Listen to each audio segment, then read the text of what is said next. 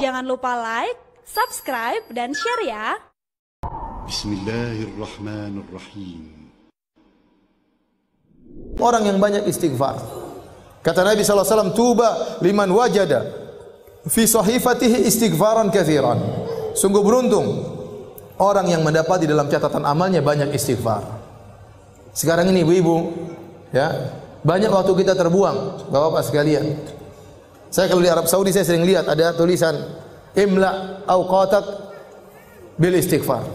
Kita lagi ngantri ada tulisan isi detik-detikmu dengan istighfar.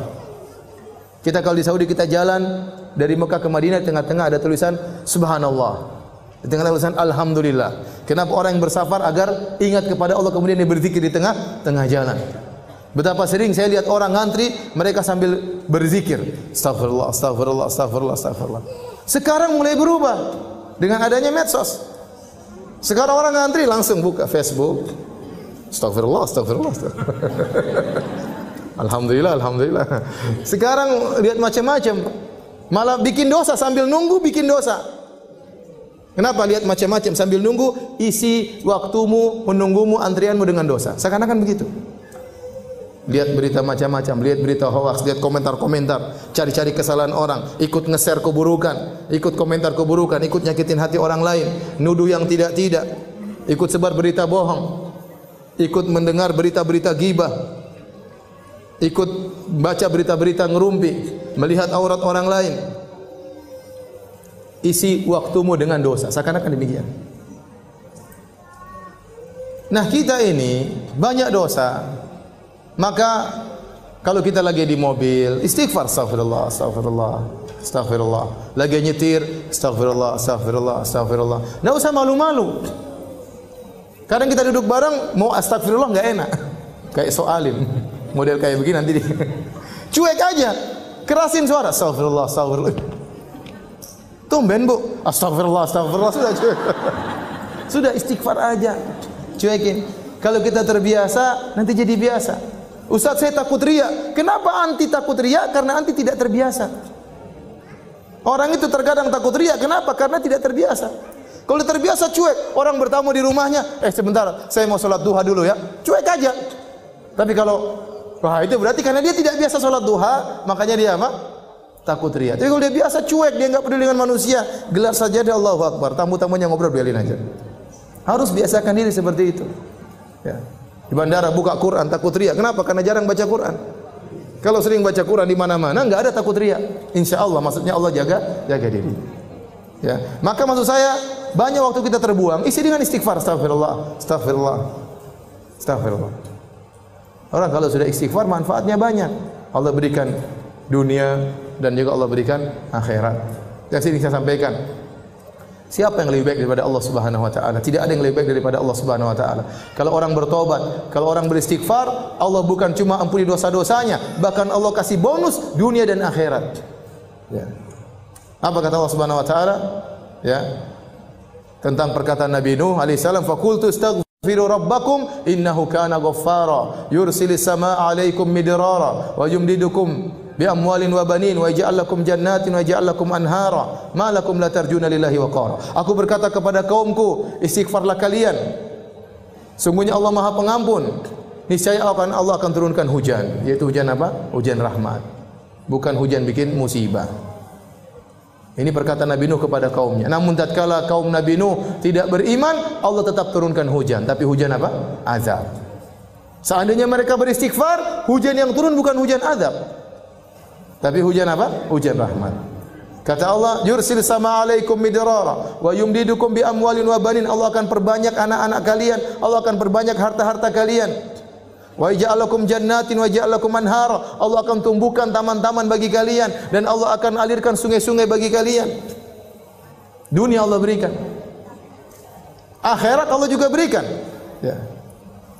Ya ayyuhalladzina amanu tubu ila Allahi taubatan nasuha. Asa rabbukum ayyukaffira ankum sayyi'atikum wa yudkhilakum jannatin tajri min tahtihal anhar. Wahai orang yang beriman, bertaubatlah kepada Allah dengan taubat yang nasuha. Niscaya Allah akan hapuskan dosa-dosa kalian. Apakah titik? Belum, masih koma. Ada kelanjutannya. Wa yudkhilakum jannatin tajri min tahtihal anhar. Allah masukkan kalian ke dalam surga yang mulai di bawahnya sungai-sungai. Siapa yang lebih baik daripada Allah? Tidak ada yang lebih baik daripada Allah Subhanahu wa taala. Manusia, kalau kita berbuat salah kepadanya, kita minta maaf, dia cuma maafkan, tidak kasih bonus. Apa ada orang kita maki-maki dia, setelah itu kita datang, maaf mbak, saya kemarin maki-maki mbak, saya minta maaf. Oh begitu, ini nih, saya terima permohonan maaf engkau dan ini mobil saya kasih buat kamu. Apa ada orang seperti itu? Mustahil. Tapi Allah Subhanahu wa taala, kalau kita dosa kepada Allah, kita maksiat, kita bangkang perintahnya, kita melanggar larangannya terang-terangan, kemudian kita kembali kepada Allah. Ternyata Allah kasih dunia, turunkan hujan, Allah berikan rezeki, berikan anak-anak, Allah bukakan taman-taman, Allah alirkan sungai-sungai. Di akhirat Allah masukkan surga. Terus lantas apa yang buat kita enggan untuk bertobat dan beristighfar kepada Allah Subhanahu wa taala? Dan istighfar yang terbaik adalah di waktu sahur. Wal mustaghfirina bil ashar. Dan orang yang beristighfar tatkala di waktu sahur. Makanya ibu-ibu jangan lupa bangun malam. Meskipun hanya 15 menit, meskipun hanya setengah jam, saya katakan meskipun cuma 10 menit, salat witir 3 rakaat, kemudian istighfar, astagfirullah, astagfirullah, astagfirullah, astagfirullah. Kata Allah, wal mustaghfirina bil ashar. Orang-orang yang beristighfar di waktu sahur. Dalam ayat yang lain, ya, wabil asharihum yastaghfirun. Di waktu sahur mereka beristighfar. Ya.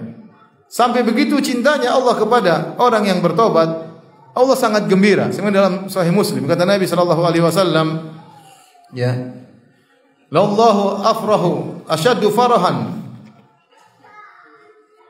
bi 'abdihi idza taba ilaihi hina yatubu ilaihi." Sungguh Allah sangat gembira dengan hambanya tatkala bertobat kepada Allah Subhanahu wa taala. Min ahadikum kana bi ala rahilatihi bi ardin falan. Daripada salah seorang dari kalian dia sedang bersama ontanya di tengah padang pasir. Fan falatat minhu, tahu-tahu ontanya pergi kabur. Wa alaihi ta'amuhu wa syarabuhu. Ternyata di onta tersebut ada bekalnya, makanan dan minumannya.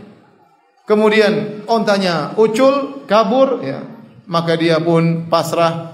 Dia tahu dia tidak bisa selamat di tengah padang pasir, tidak ada apa-apa, maka dia pun fattaja'a tahta dhilli syajarah. Maka dia ada sebuah pohon, dia pun tidur di bawah pohon tersebut menunggu kematiannya tadrijian, secara perlahan-lahan. Mulai dia kehausan, mulai dia kelaparan. Maut seakan-akan keluar darinya secara bertahap. Dan dia pasrah, dia bakalan mati. Karena mau kemana lagi? Dia tunggu kematiannya tiba.